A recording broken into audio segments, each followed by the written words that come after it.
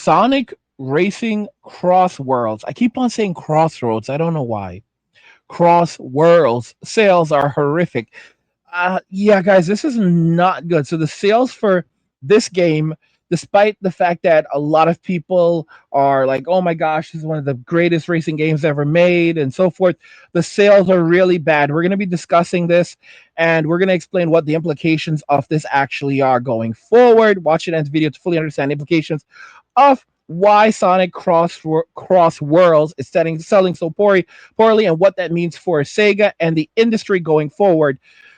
Don't forget to follow us over on Rumble. Our Rumble will be linked in the description of the video. Also, don't let them tell you that you will own nothing and be happy by checking out Angry's Crypto Academy to learn how to buy, sell, and trade crypto, make massive profit. The Academy is linked in the description of the video. And you can also scan the QR code on the screen to head over to the Academy. Guys, go ahead and hit the like button. Turn on notifications by turning on notification bell to never miss another video ever again. And hit the subscribe button to help push us out into the YouTube algorithm. And now let's begin. So you can already see it on the screen. Usually companies release their games on a Thursday. And the reason why they release it on a Thursday is because they want to release it right before the weekend, so that they will see sales increase. And it's typically on the weekend when the sales go up. So, for example, you release your game on a Thursday. If the game is like really, really hyped, you might have 100,000. You might have 100,000 concurrent players the day you release it or more, and then on the weekend it may go up to 500,000. Those are for just like really very popular games, and in rare cases, like case of games like Monster Hunter Wilds that was really anticipated, you might have something like 1 million concurrent players or Marvel Rivals. Well, in the case of Sonic Racing Crossworlds, I keep on saying Crossroads, things are not looking so good. So at the time of making this video, and I'm making this video on September 27th, 2025, and it's about 10 a.m. Pacific Standard Time. This is it's not so good, bro. It's not so good. So it's showing in-game concurrent players of around 9,463 people right now, which is actually very bad, because typically the number goes up on the weekends, and that's what we are actually seeing at this time. That's not a very positive sign for this series, for this game. It's really, really bad. Really, really bad. And I mean, like, even checking like just like refreshing the page right now, it currently says 9,915. Nothing has really changed. It has, and the all-time peak was 13,630 players, which was 2 days ago when the game came out on a Thursday. So this is really, really bad numbers. Now the game costs $69.99 for the base version and $89.99 for the deluxe version. The problem with this game is that the deluxe version has all of the extra characters that you want to play as. So like the Persona 5 character and I think even like additional Sonic characters and the additional tracks. So basically, if you want the full experience of the game, you have to spend $90 for that, which is insane. Absolutely insane. You are not getting the full experience if you spend $70 for this game. And this is I mean, again, Nintendo is responsible for this. They are 100% responsible for this. They kicked off this whole $80 game thing, $100 game thing, and now this is where things are at, where people are just like, people don't have money anymore. They don't have money, and they cannot afford to drop massive amounts of cash. Gen Z is broke. Gen Z are brokies. So they cannot drop massive amounts of money for games, and the numbers are not lying. It's really, really bad. They are really, really bad. And if you want to, like, if you want to see a point of reference, we can look at, for example, Hollow Knight Silk Song. And Hollow Knight Silk Song, it came out like a few weeks ago, and it's an indie title, and it actually did pretty well. Or actually, we're gonna look at the numbers for not Resident. We're gonna look at the numbers for Silent Hill as well. But yeah, there we go. So this is Silk Song, and Silk Song at the time of making this video, it has 173,000 concurrent players in the game right now. It had an all-time peak of 587,000, so over half a million people at its highest on just Steam were playing the game. So that means that the game sold at least 600,000, almost at least around 600,000, but it's likely way higher than that on Steam, way higher than that on Steam. But these are just the number of people playing at any given moment. And now, even 3 weeks later, it's been almost exactly 3 weeks, 21 days ago, 3 weeks now later, since the game came out, it's still seeing almost 200,000 players, 200,000 players at any given moment on just Steam alone. That's insane. Those are insane numbers. And you're telling me that Sonic Crossworlds, you know, is basically suffering like this, and they cannot even maintain 15,000 concurrent players. And if we look at some of the other numbers, because there's some statistics that we can look at for how the game had performed in the past, like, because this is like the next version of the game. There was another one that came out. There was another one that came out back in 2019. So, Team Sonic Racing, and that game, the sales for that game were not all that great. They were actually pretty crappy. So they sold the previous game, the previous Sonic Racing game actually ended up selling something like just over 400,000. It ended up selling like just over Team Sonic Racing ended up selling like just over 400,000 over 400,000 as terms of estimates. And that was like, so it was not a it was, and that was on Steam. And so it was not a runaway success. It was not a runaway success at all. And in terms of like total sales for the game, it was like something like 1.1 million. Let me jump that on the screen. So based on the latest available data, Team Sonic Racing has sold an estimated 1.14 million units globally across all platforms as of mid 2025. And you guys, yeah, I mean, it did not sell. That was like it was out for in 6 years. Little over It was out for a little over 6 years. In 6 years, it did not. It basically only sold around 1.14 million, and that's with numerous discounts and everything you can imagine. And Sega decided that they were going to go and try to pull this BS off, where they're gonna like, because basically they're going after their Sims. So again, Sonic Team Racing. This is the game that came. Team Sonic Racing. This is the game that came before this one, before Sonic Racing CrossWorlds.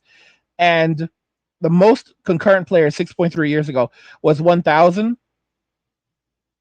versus 13,000 on Thursday, and around 9,000 now. But I mean, these are bad numbers. These are very bad numbers.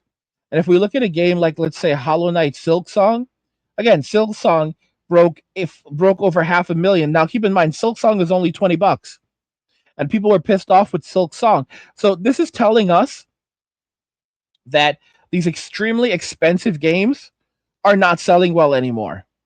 Like, no one wants to spend crazy amounts of money for this garbage anymore. That's what's going on here. Like, this is like, if you look at Silk Song, if you just look at Silk Song, you can see it. You can downright see it. You can see that people are. You can see that people are done with this lifestyle, and now they're like, you know what? They're like, you know what? We're not going to spend this money. We're not going to spend this kind. We're not going to go out there, and we're not going to spend this kind of money anymore. You know, we've had enough. and we're done. And that's kind of the current state of things, I think. I think the current state of things is that you have a lot of people who are done wasting this kind of money. It's only $20. It's a $20 game. It was released for only $20. $20.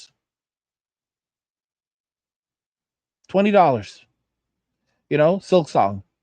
And I was showing you guys earlier Silent Hill. We have Silent Hill somewhere here. I'll see if I can find it. But in the case of Silent Hill, yeah, there it is. It released on Thursday as well for $70 for the base version. 70 for the base, and then it was let me check this out. It was 70 for the base, and it was $79.99 for the digital deluxe. So that was just a cash grab entirely. You get like a bunny, like a uniform with bunny ears. It's pink bunny. It's pretty stupid. I can't believe they give you such a crappy outfit. But I mean, again, this is supposedly the F in this game stands for feminism, and the game is it's a very good game. It's probably one of the best Silent Hill games ever made. But the fact is that this is a $70 game where we live in such a politically charged society right now where people are tired of hearing about politics, tired of hearing the F word, tired of all of this garbage, and they dropped the ball. They really, really dropped the ball. Because this game again came out on Thursday and it's the weekend now. And as you can see, you know, the highest concurrent players is 22,000. 22,000. You guys have to understand how bad that really is. All right? That's terrible for a game that likely had a really high budget, really, really high production budget.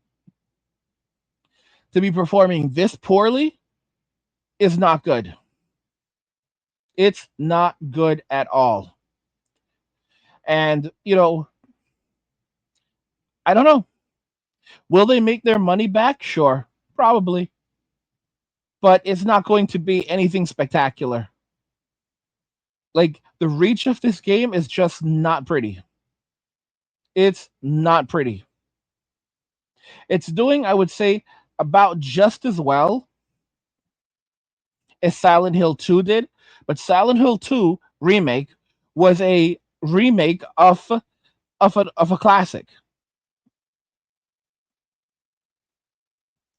And I mean, people are kind of broke right now, and here you are demanding this kind of money. Here you are saying, yeah, with games like Silk Song out here you are saying you need to fork over crazy amounts of money to make us happy, to give us what we want. I think it's ridiculous. I honestly think the entire thing right now is crazy. I don't know anyone in their right minds that is still putting up with this. I mean, as I put it out, Gen Z are broke. Like here's Silent Hill Hill 2. It had around 23,000 people playing at max, and the game sold decently well, but it did not sell. It did not sell like blockbuster numbers. And we're seeing the consequences of these $70 games, of these $70 games or $90 games where they're trying to pass them off as $70 games when it's really 90 for the game. Because if you want to play the entire game, it's not even like bonus content that you'd usually get after you beat a game and like you get no. These are characters, these are tracks. This is this is the full experience. You get a bare bones version that does not include all of the content for $70. It's pathetic. It's pathetic. And of course, this is for the Sims. This is that they made this for the Sims, the people who have no self control, that they are basically guessing will go out and buy it, spend $70 for it. But a lot of people are saying right now the only people who have $70 for a game are YouTubers. And you know what? I'm not gonna lie. I'm not going to lie this one. I think that like there's a lot of truth in that because I don't know who the hell has that kind of money. YouTubers are basically able to write off the cost of all of their production. So, for example, anything that we purchase, if we purchase tools for in our business, for example, electronics, games, and keep in mind, here's the thing about game licenses: you don't actually a game license is non-transferable. So you don't actually own it. So you basically, but you do need it to do your job. So if you're reviewing games, you're discussing these games, right? All of these YouTubers that are spending crazy amounts of money on games, they're writing them off. These are tax write-offs because you don't. Because you think about this, Steam is these are basically just glorified rentals. They're basically just glorified rentals. They're not physical. You don't own them. They're not transferable. They're not transferable or resellable. You're basically just paying for the right to use a license, and that makes all the difference in the world. So really, the only people that can afford to spend this kind of money on some of these games are YouTubers.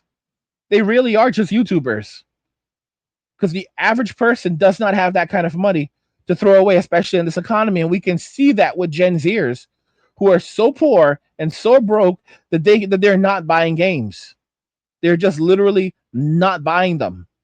They play a little Fortnite and that's about it. As they think about how miserable life is and how much worse it's going to get. And everyone thinks, I mean, like, that it's true because if you look at what's happening right now with Goodwill, they're planning for like a influx of numerous Gen Zers turning to them as the economy worsens, and homelessness becomes synonymous with Gen Z. Poverty becomes synonymous with Gen Z. Guys, in a world pushing you to own nothing and be happy, crypto is your key to survival. Join Angry's Crypto Academy to master buying, selling, and trading crypto. Make huge profits and safeguard your wealth. Plus, discover the one crypto virtually no one is talking about, poised to create new millionaires in the upcoming bull run. The link is in the description of the video below. Go check it out now. Yeah, guys, no one is gonna waste this kind of money. No one in their right minds is gonna spend $70 on Sonic Racing Crossroads. And again, it's not just Sonic Racing Crossroads. It's these games in general. If you look at a game like Hades, for example, I don't know if it just got a recent update or what, but it's trending again. This is a $30 game. It costs $30, and right now there's 100. There was a the last currently there's 98,000 people playing it, almost 100,000 people playing it. It's at its almost all-time highest peak of 103,000 for Hades 2. And this is a $30 game. $30 game. This is telling us right now that people are done spending these crazy amounts of numbers, crazy amounts of money on these very expensive games. No one wants them anymore. Okay? Only the YouTubers are buying these games. Okay? The Sims because they're Sims and the YouTubers because they're tax write-offs. Beyond that, no one can afford these games. This is a bad sign for the industry. Okay, Sonic Racing CrossWorlds sales are horrific. Silent Hill Silent Hill F sales are just not good for a blockbuster game like Silent Hill F. It's a brand new entry into the series, and the sales are dismal, just so terrible. That should be a wake up call. Of course, it's not going to be a wake up call because the people who keep on making these games will have literally learned nothing because these companies have all gone woke and they're all trying to take as much money from the consumer as they can. They're trying to extract as much money from the consumer as they can. Okay? Like if you look at Doug Bowser, Nintendo fired him and he's basically taking his golden parachute and sailing off into the abyss. with his bag of money. And that's the that's just the current state of things, guys. This this signals for the gaming industry that gamers are done. People are done spending massive amounts of money for these games, with the exception of a few. This should be a wake up call, but sadly it won't be. But let me know your thoughts. We'll talk about it in the comments. Like the video if you like it. Don't forget to subscribe. And if you like the video, share the video. And just remember that all roads lead to MWA and walking away. And cheers. Nothing says you care like crypto. Nothing can compare.